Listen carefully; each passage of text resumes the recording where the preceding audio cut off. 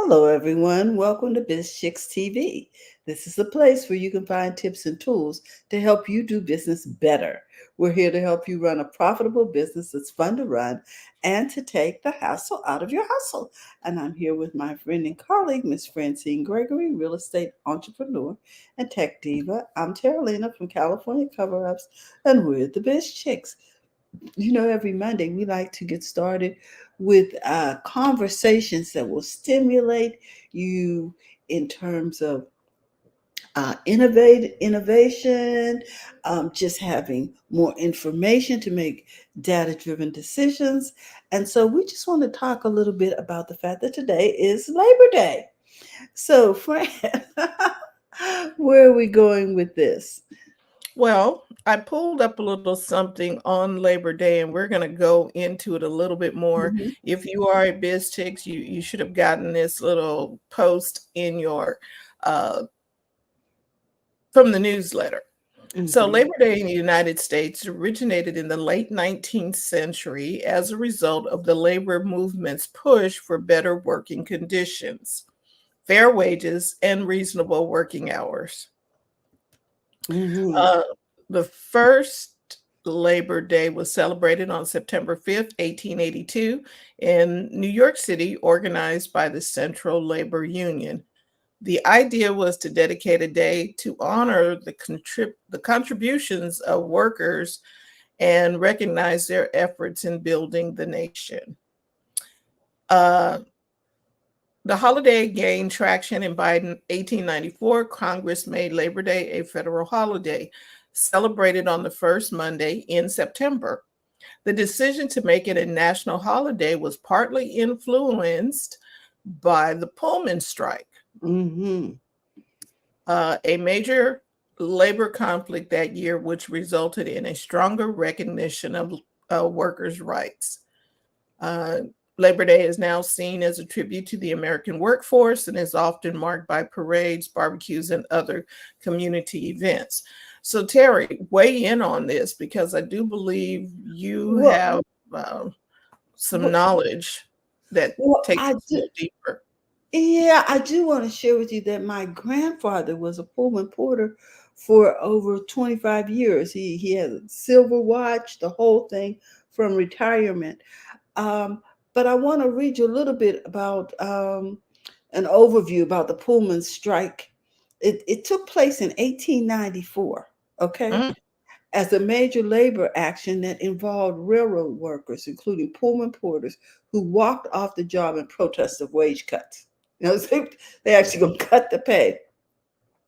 It says that the strike was a reaction to implemented wage cuts put in place by George Pullman in response to the Panic of 1893. Now, I don't know what the Panic of 1893 is, but I'm going to presume it was some kind of economic crisis. The strike had a national impact, it says, demonstrating the power of labor and forcing consideration of corporate uh, patron, paternalism and labor action. In other words, it finally got to the point where people were able to negotiate contracts. It says here the American Railroad Union supported the Pullman workers and switchmen who were members of the ARU, American Railroad Union, and they refused to handle Pullman cars. So it got so bad, Fran, that they had to actually call in federal troops to mm. break the strike. I know. The Pullman strike was the first major labor agreement between a corporation and an African American union. The Pullman porters were almost exclusively black men who worked on sleeping and dining cars for white travelers. They are recognized for their role in the development of the black middle class and advancing of civil rights. So if you are part of a union, teachers, teamsters, uh, pipe fitters, iron workers, it was this particular strike has had a major impact on your ability to have higher wages. And I think we need to recognize that, because a lot of times um, history makes it sound like um, people who've been, uh, what would you call it? Haven't been paid for, let's just go there, haven't been paid fair wages, just took it. So could you imagine, they were already underpaid? Because I know that my grandfather worked in the coal mines, and when his check came home, it said colored wages. In other words, colored men made less than white men for doing the same work, and sometimes more dangerous work in the mines. So I'm sure the Pullman porters were probably paid significantly less. Hi, Dr. Tachi. And as a result, to have your wages cut. And it was bad enough that when they're on these trains, sometimes they'd be on these trains for weeks, months, just going back and forth. It was almost like being in the service, because you didn't get home Mhm. that much. The other thing I want to say about this is how there were a number of black newspapers across the country. This is how the news traveled. They would Ah, the Pullman porters stayed in these boarding homes, because they couldn't stay in hotels or hotels. major, because of segregation. So they had their own set of what we call the Chitlin Circuit, or they had the Green Book, and the Green Book told you where you could stay, where you could eat, where you could go for gasoline. So they would consult these books, and while they were sitting around these tables, room and board, while they were boarding, they would share news from other cities. And this is how a lot of the news was acquired for Black newspapers. So I just want to say that, and then there's a term that we hear often called "let George do it." It's because Pullman porters, they called them all George. White men called, no matter what their name was. They say George, they refer to them as George.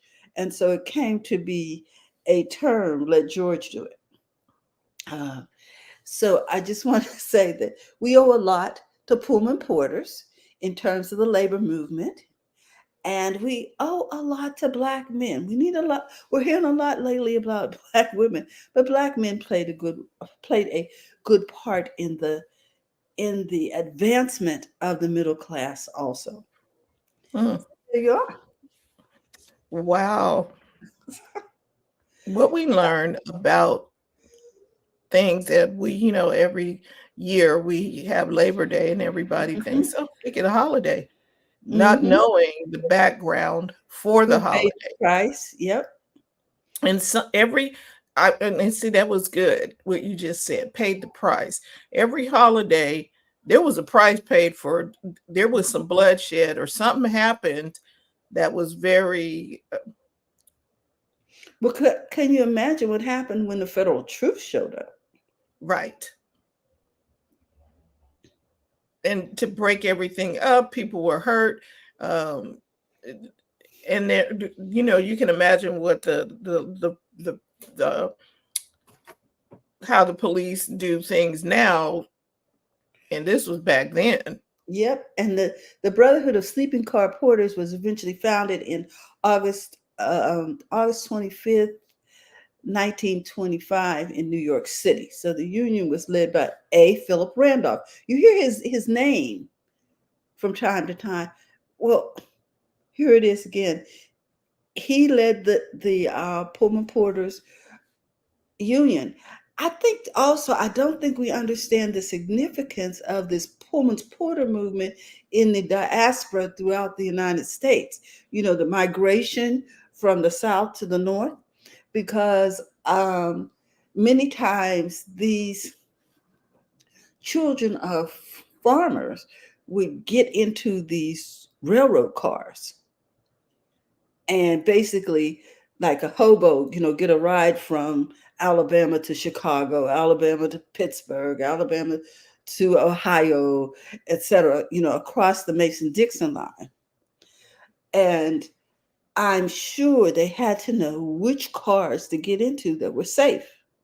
Right. So it sort of was like an expansion of an underground railroad as a result of courtesy of these Pullman porters, and somebody had to feed them. And because they worked the galley, they worked. And I do remember taking a lot of railroad rides with my grandmother because we rode for free. And when we first started out, when we crossed the Mason Dixon line, we had to get up and sit in on the seats were flipped so that we would be riding backwards, just to let us know we were in the colored car. Okay.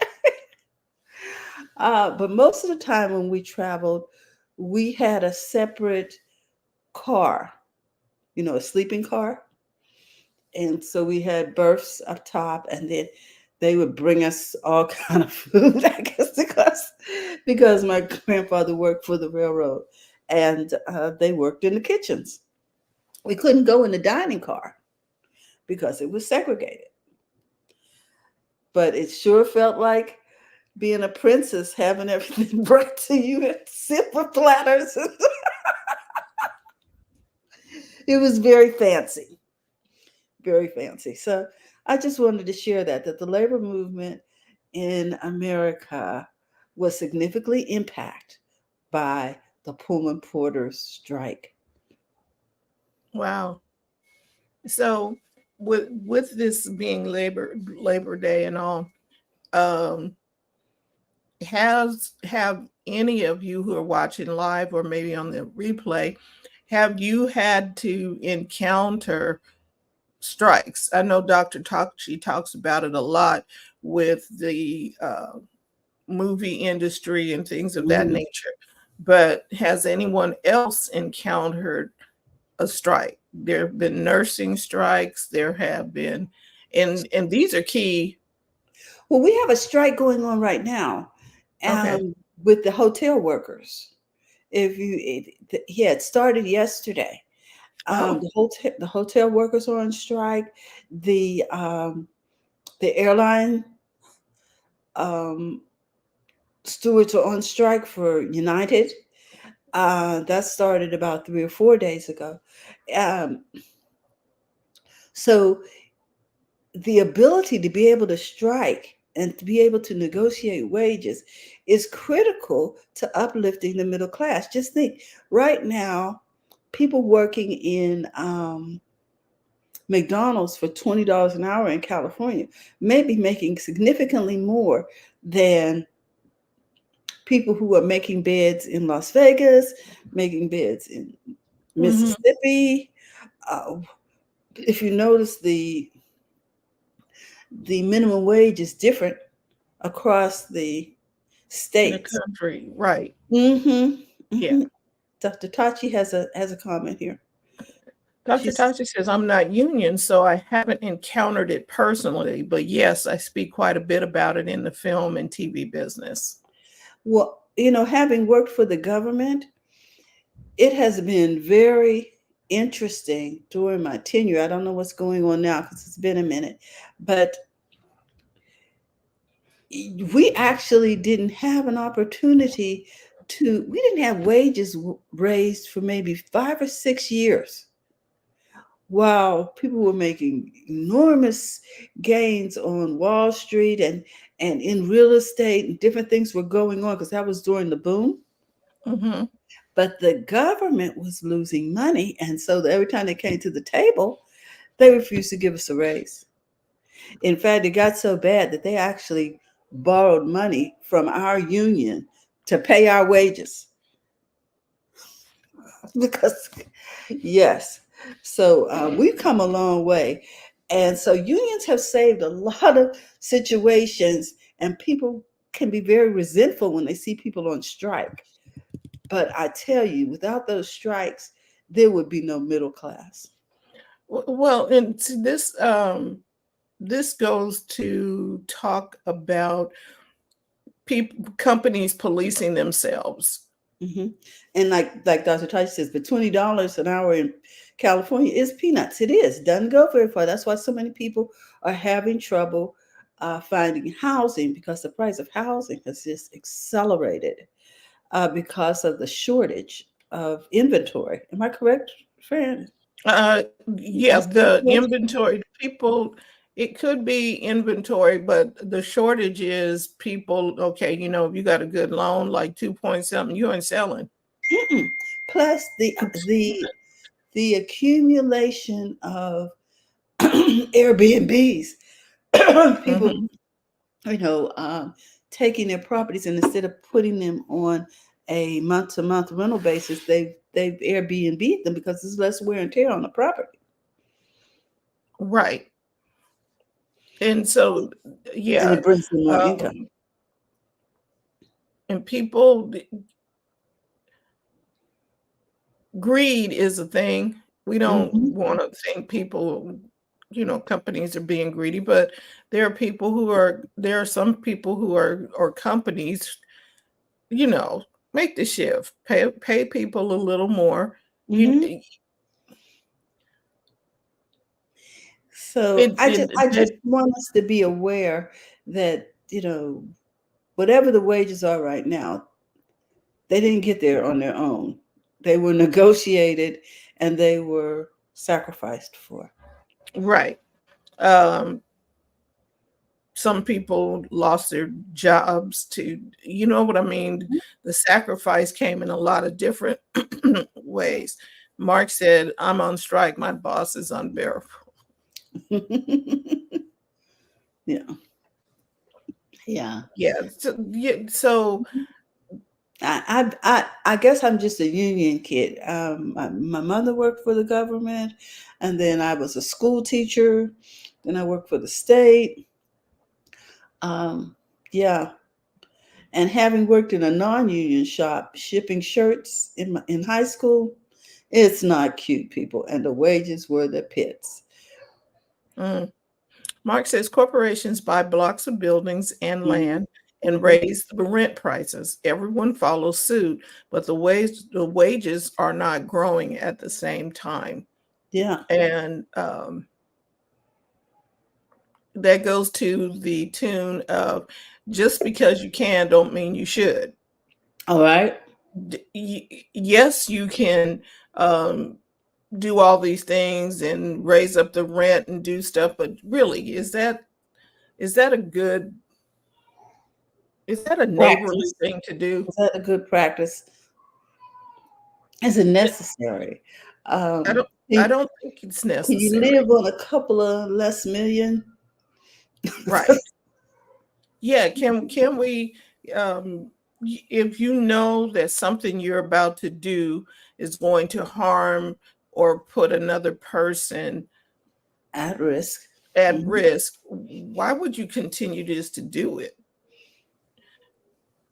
And then there's some corporations that do. There's a lot of them that won't, but there are those who do. And now we have to have some kind of way to police them. You know what I mean? The unions Mhm. kind of help talk between they represent the individuals that work for the corporation. And I know that uh, Kevin, when he works for the government too, city government, they had to talk, and you couldn't just talk to the other people. You had to have your rep talking to Mhm. the Yeah. Well, yeah. One of the things that they were talking about in this article was that, sleeping car porters, they shined shoes, they made beds, they woke up passengers, they provided other services, and to ensure that everybody had that comfortable trip and that what do we call it, the experience, travel Mhm. experience that we're looking for. But they were not allowed, these Pullman porters were not allowed to feel higher paying and better jobs such as conductors. Our pastor is an engineer, as that's a result of affirmative action efforts to move Yeah, people to. because he was the first Black engineer for Southern Pacific Railroad. Exactly, exactly. Yeah, and they he ain't he like that. speaks from time to time about some of the things that they sent him through. He was, not well received.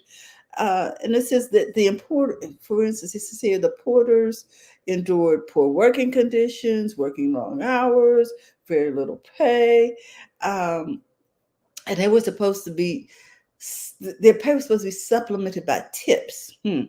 Okay. So they were Okay. expected to pay for their uniforms, their meals. They had to pay for their meals, their sleeping quarters while traveling.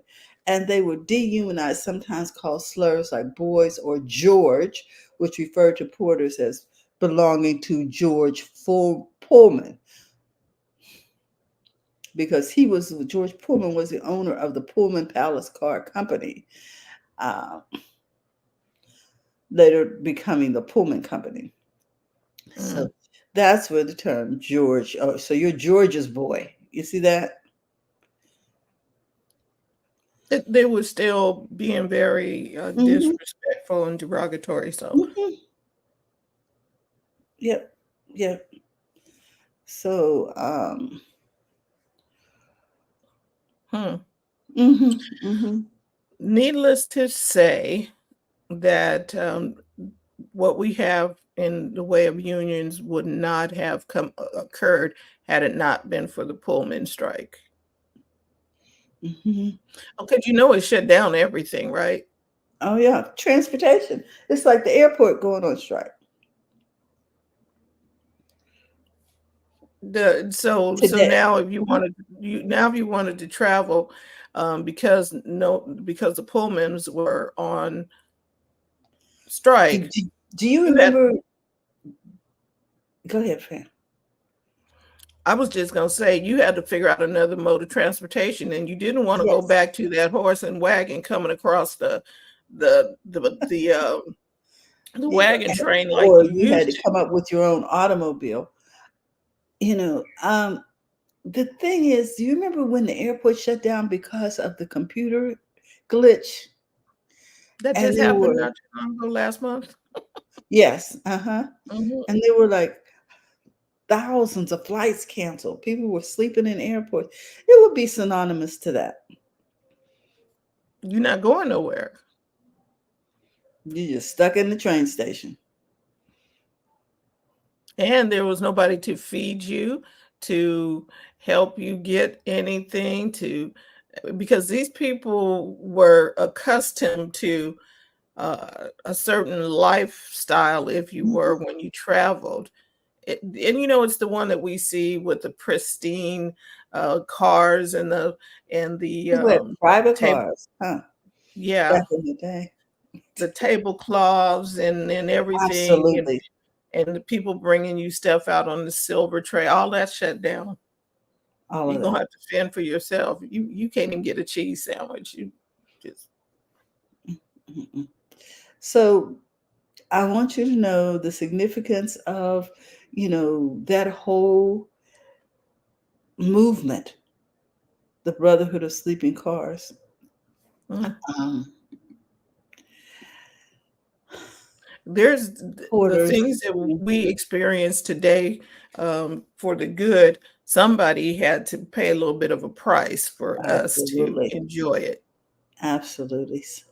So enjoy your Labor Day, folks. Mhm. We just want to say that it was well earned and we honor those who have sacrificed. Thank you so much for your service. And thank you Yes, so much for your faithfulness and giving us the opportunity to benefit from labor unions. right, right, right. We just want to offer you the opportunity. If you are not a part of the BizChicks community, we invite you to do so. You can join BizChicks by texting Biz to 33777, or you can go to bizchicks.net. And we want to hear about your business and what it Mhm. is that you do. So, if you're out of the area, out of the Sacramento, California area, please send us a text or email or something, and we want to hear about your business and promote it, if as it were. We will be having our first Monday's Biz Chicks event today over at Seasons 52 in Sacramento, California at the Arden Fair Mall, 1689 Arden Way. And we invite you to join us. Good We morning, appreciate Carlos. And we have a final comment from Mark. Mark. He He says, says we wouldn't even have a minimum wage without the courage of labor. Right, Amen. right. It took courage for you to walk away from a paycheck Mm-hmm. so that it could be made right. You know what I mean? Absolutely. Right. Absolutely. So thank you so much. Looking forward to seeing you next time. Tomorrow, TJ will be on with us. We will be talking marketing talk. Uh, yeah, all things marketing, social media, digital marketing. She always has some really good information, stats and things, anything that you need to help take the hassle out of your hustle. Because that's why we're here. So enjoy your Labor Day, and we will see you tomorrow. Bye bye, everyone. Bye-bye.